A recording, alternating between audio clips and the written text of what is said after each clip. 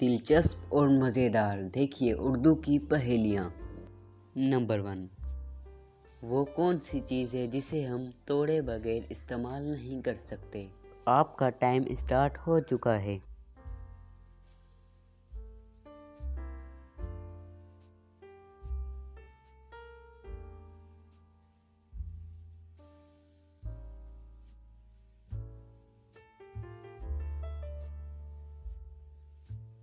جواب ہے انڈا۔ نمبر 2، وہ کون سا ڈریس ہے جسے ہم پہن نہیں سکتے؟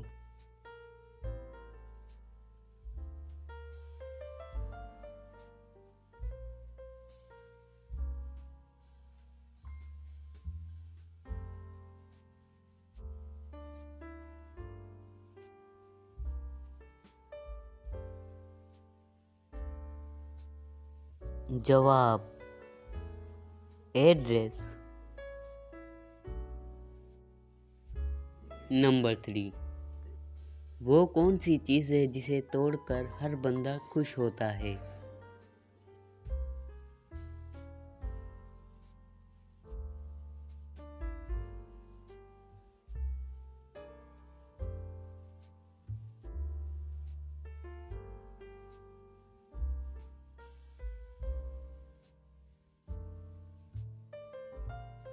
جواب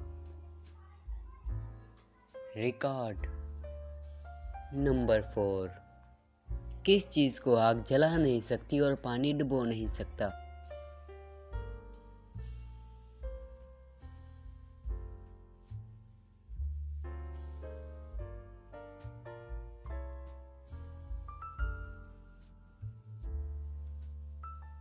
جواب برف۔